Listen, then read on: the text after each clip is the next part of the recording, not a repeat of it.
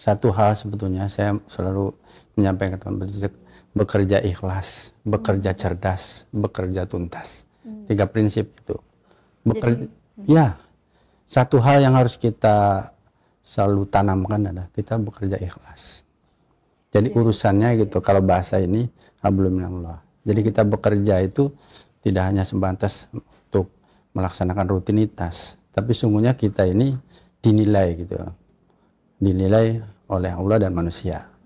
Nah, jadi makanya itu tadi ya, tips perjalanan karir dari Pak Usman ya. Ya, diharapkan untuk turut mendukung agar pemerintah Provinsi Banten ini bisa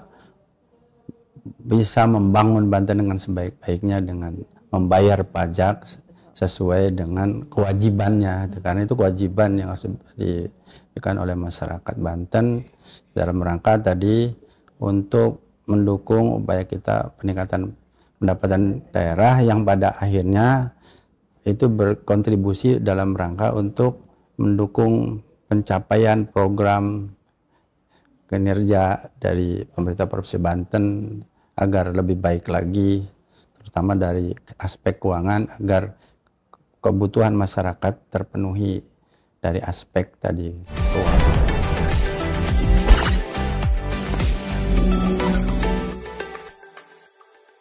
Halo Sobat Ekbis, jumpa lagi dengan saya Syifa Yasmin dalam program Ekbis Banten Podcast. Oke, di hari ini kita kedatangan narasumber yang super spesial banget nih. Ini orang nomor 3 di Provinsi Banten. Langsung saja kita sapa Pak Usman. Selamat datang Pak Usman. Kabar baik ya? Alhamdulillah. Ini Pak Usman beberapa setahun yang lalu mungkin ya, saya ketemu Pak Usman itu masih menjadi kepala dinas perpustakaan, inspektur. Dan sekarang sudah menjadi PJ Sekda Banten. Luar biasa nih, berarti perjalanan karir dari Pak Usman ini luar biasa. Boleh dong dikasih tips-tipsnya nih ke Sobat Ekbis di rumah, bagaimana perjalanan karir Pak Usman dan juga tipsnya supaya bisa menata karir yang cemerlang gitu Pak. Boleh. Terima kasih. Jadi satu hal yang sebetulnya kadang orang sepelekan dan itu menjadi salah satu jargon saya dan ke seluruh aparatur yang saya pimpin, Dinas Perpustakaan Kearsipan, DPMD, kemudian inspektur, dan pada kesempatan ini mungkin dalam posisi saya sebagai penjabat Sekda Provinsi Banten. Satu hal sebetulnya saya selalu menyampaikan ke teman-teman, bekerja ikhlas, bekerja cerdas, bekerja tuntas. 3 prinsip itu. Satu hal yang harus kita selalu tanamkan adalah kita bekerja ikhlas. Jadi urusannya gitu, kalau bahasa ini hablum minallah. Jadi kita bekerja itu tidak hanya sebatas untuk melaksanakan rutinitas, tapi sungguhnya kita ini dinilai gitu, dinilai oleh Allah dan manusia. Nah, makanya itu tadi ya, tips perjalanan karir dari Pak Usman ya. Ya, saya dari perjalanan dari Kesra, kemudian Biro Umum, kemudian kata orang dibuang di badan perpustakaan itu. Waduh. Tapi orang tidak tahu bahwa dari badan atau dinas perpustakaan itulah saya menjadi inspektur 2 kali. Saya menjadi kepala dinas pemberdayaan masyarakat desa sekali, dan kemudian dilihat sekarang saya menjadi penjabat Sekda. Iya. Tadi itu tips saya, kerja ikhlas, cerdas dan tuntas. Jadi ikhlas itu kita karena Allah. Artinya ketika kita bekerja bahwa ini adalah sesuatu yang pengabdian kepada Allah. Tapi kemudian kita harus bekerja cerdas. Jadi kenapa dulu Usman urusan surat sambutan. Ketika saya di salah satu periode gubernur, saya tulis pidato. Orang lain mungkin di kaitan dengan di Kesra waktu itu lebih fokus pada istilahnya untuk bantuan, menaksir bantuan, dan mungkin itu ada yang mungkin income lebih banyak, dan saya siap dengan ketika saya harus di tempat yang mungkin yang orang kadang berpikir wah itu basah tidak basah gitu. Nah, dinas perpustakaan itu kan seperti diremehkan bisa dibilang ya gitu seperti ya. itu. Tapi gimana deh rasanya, ada gak perbedaan antara menjadi kepala dinas saat itu Ya. dan saat ini menjadi PJ Sekda? Gimana perbedaannya? Ada tantangan sebetulnya pada prinsipnya sama.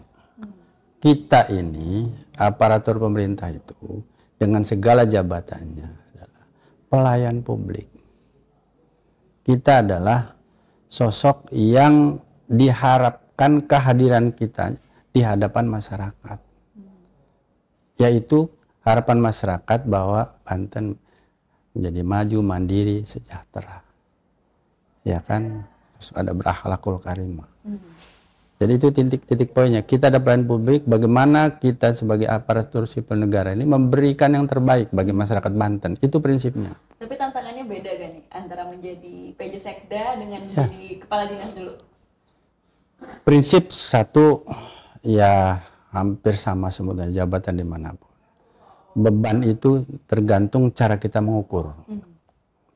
Ada bahasa yang selalu diingatkan, karena saya juga dulu penulis pidato Pangdam 4 di Ponorogo, di waktu saya di Semarang gitu. Satu hal yang ini tadi itu, apabila kita bisa bekerja dengan baik dengan cara tadi itu kita bercerdas, kita kreatif, misalnya Usman tadi urusan surat melalui sambutan, gitu, diledekin sih, tapi itu menjadi branding saya. Orang ngelihat Usman urusan surat sambutan. Kemudian saya pindah ke perpustakaan, urusan surat menyurat dan perpustakaan. Jadi udah cocok banget ya. Cocok banget masalah persuratan. Caranya Pak Usman. Iya, jadi kesempatan ini saya ingin menyampaikan bahwa orang kadang fokus hanya pada sesuatu yang kelihatan. Oh, ini kita harus naik, jabatan kita harus ke sana, tapi tidak diikuti selain kemampuan itu. Yang kedua yang harusnya adalah integritas. Saya bersyukur bisa sampai di sini juga karena di situ saya pernah jadi inspektor. Karena apa? Kita aparatur penting mendapatkan nilai positif dari masyarakat dengan cara kita berintegritas. Bahwa kita tidak terjebak korupsi, tidak penyalahgunaan wewenang, sehingga tumbuh kepercayaan. Masyarakat itu secara umum bisa pimpinan kita kan melihat bahwa oh ini memiliki dedikasi yang tinggi, ya walau itu wallahualam itu kan pilihan. Artinya kita bukan bisa memberikan yang terbaik buat pimpinan yang dampaknya terbaik untuk masyarakat Banten, bagaimana masyarakat Banten maju, mandiri, sejahtera. Jadi itu tadi ya, prinsip yang selalu dijunjung oleh Pak Usman sampai jenjang karirnya saat ini menjadi orang nomor 3 di Provinsi Banten ya Pak ya, yaitu bekerja ikhlas. Mulai dari kerja keras, ikhlas dulu, cerdas dan tuntas, dan juga harus berintegritas tentunya kan. Oke nih, kita bicara tentang kemarin ya, beberapa waktu lalu sudah sempat ada rancangan APBD 2025 Pak ya. Kalau nggak salah sekitar 11 triliun. Dan dengan total pendapatannya sekitar 10 triliun ya. Itu defisitnya masih 4 miliar. Itu kan cukup besar ya. Ini ada kira-kira dari Pemprov Banten sendiri langkah-langkah seperti apa nih Pak untuk mencapai pendapatan sebesar itu Pak? Semua itu tadi pada titiknya adalah optimisme. Kita kadang pesimis, tapi sungguhnya mungkin ada potensi-potensi lain dari misalnya mungkin selain pajak dari kendaraan motor, PKB, BPNKB, kita juga berupaya untuk bagaimana mencari pendapatan dari sumber-sumber yang lain. Ini yang juga ditekankan oleh teman-teman yang mungkin di Biro Badan yang menangani itu, bagaimana kita mengelola keuangan ini dengan sebaik-baiknya. Dan tidak kalah pentingnya adalah tadi bagaimana kita mencari pendapatan, karena tidak hanya kemudian kita distribusi atau memenuhi kebutuhan semata, tetapi juga tidak berpikir bagaimana kita memenuhi dari itu, dari aspek penguatan keuangan kita gitu. Jadi kita berharap ada sebuah komitmen misalnya dari Bapenda, kemudian misalnya instansi yang instansi yang terkait dengan pendapatan daerah. Saya berharap sebetulnya selama ini sebenarnya sudah berusaha secara optimal memastikan optimis ya, Pak, ya? Optimis. Karena kita berharap mungkin ada sumber-sumber lain selain dari PKB, BPNKB, tapi ada sumber lain gitu. Iya, sekarang kan paling banyak pendapatan dari pajak ya, khususnya pajak kendaraan. Kendaraan. Ini alasannya kenapa nih, Pak, besarnya pajak yang dari kendaraan? Ya, karena memang itu selama ini kan lebih mudah ya, karena kendaraan itu pasti semua orang sekarang ini kan mau dia itu staf, mau itu sampai jabatan tertentu pasti membutuhkan itu gitu loh. Karena dia pasti beli kendaraan, bermobil, motor, yang lainnya.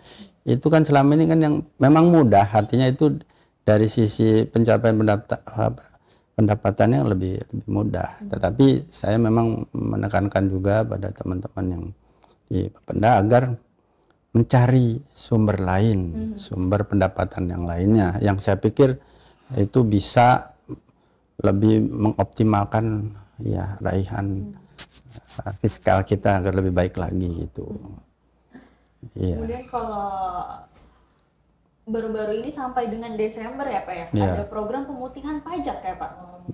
Itu alasannya kenapa dari pemerintah memberikan program pemutihan pajak, Pak? Ya sebenarnya dalam rangka tadi upaya kita sebenarnya lebih mendorong masyarakat agar lebih lebih optimal lagi upaya pencapaian yang itu dengan membuat kemudahan, kemudian pemberian insentif dan lain-lain itu agar gairah untuk bisa memberikan kontribusi melalui pajak tadi yang sementara ini memang masih menjadi salah satu sumber utama gitu ya dari pajak itu, dan kita berharapnya ke depan ada lagi pajak lain-lain yang lebih juga mendorong untuk ke arah sana. Cuma sementara ini memang kontribusi terbesar kan dari situ. Pajak kendaraan tadi. Karena sekarang juga tantangannya besar ya untuk provinsi, apalagi banyak sekali program baru, khususnya program dari pemerintah pusat ya, Pak, ya. Makan gratis ya. Makan bergizi gratis. Makan bergizi gratis itu kan juga perlu anggaran yang cukup besar ya, Pak, ya. Lalu juga ini pajak kendaraan juga bakal dialihkan ke kabupaten ya kalau nggak kabupaten kota. Dengan option pajak dengan kabupaten kota. Jadi Pemprov harus lebih ini lagi ya, Pak, ya, semangat lagi nih untuk mencari pendapatan nih. Tapi dari Pak Usman sendiri optimis ya, Pak, ya. Intinya kita mengeksplor seluruh potensi yang dimiliki agar kita lebih baik lagi pendapatan kita untuk bisa tadi meningkatkan pendapatan daerah ini. Ya kita harus betul-betul optimalkan seluruh masyarakat Banten. Kita berharap bahwa mendukung kegiatan ini. Dan dari pemerintah juga memberikan dorongan seperti tadi pemutihan pajak dan lain-lain. Boleh Pak memberikan imbauan kepada masyarakat nih supaya membayar pajak, dan ini lagi ada pemutihan pajak kan ya. Jadi momen nih untuk masyarakat membayar pajak, boleh dong ajak sobat Ekbis di rumah nih, Pak, supaya bayar pajak. Seluruh masyarakat Banten diharapkan untuk turut mendukung agar pemerintah Provinsi Banten ini bisa membangun Banten dengan sebaik-baiknya dengan membayar pajak sesuai dengan kewajibannya, karena itu kewajiban yang harus diberikan oleh masyarakat Banten dalam rangka tadi untuk mendukung upaya kita peningkatan pendapatan daerah yang pada akhirnya itu berkontribusi dalam rangka untuk mendukung pencapaian program kinerja dari pemerintah Provinsi Banten agar lebih baik lagi, terutama dari aspek keuangan agar kebutuhan masyarakat terpenuhi dari aspek tadi keuangan itu. Oke, luar biasa nih. Terima kasih banyak ya, Pak Usman, atas waktu yang sudah diluangkan ya. Kita udah, ini orang sibuk nih ya kayaknya nih. Jadi memberikan waktu beberapa menit saja itu udah luar biasa loh, Pak. Terima kasih banyak ya, Pak, ya. Iya, sama-sama. Oke. Baik, mungkin yang lebih itu ya ke teman-teman Bapenda, artinya yang memiliki ya lebih dalam, bukan wewenang, tapi dia tahu data informasi yang lebih detail atau di PPK. Ya, lebih akuratnya. Ya, akuratnya. Tapi Jadi terima kasih banyak nih ya. Pak ya, sudah sharing-sharing nggak setidaknya Ya. ngobrol-ngobrol bersama Ya. saya dan juga sobat Ekbis di rumah. Ya, kalau secara umum intinya kan saya bagaimana di sini peran seluruh masyarakat Banten untuk mendukung pencapaian target misalnya yang untuk bisa kemudian membantu pembangunan Provinsi Banten. Jangan sampai kemudian kita misalnya tergantung juga ke satu sisi pendapatan pajak. Kita juga memang dari sisi pemerintah harus mencari sumber pendapatan lain agar kebutuhan terhadap keuangan yang kita butuhkan dapat diselesaikan dengan sebaik-baiknya. Oke, sip. Luar biasa nih kita ngobrol-ngobrol, walaupun singkat ya, tapi semoga next time kita bisa ngobrol-ngobrol lagi ya Pak ya. Ya, silakan. Dengan topik yang berbeda, mungkin topik yang lebih santai tapi lebih asik lah gitu ya. Iya. Terima kasih banyak Pak Usman. Sama-sama. Dan saya Syifa Yasmin pamit undur diri, sampai jumpa.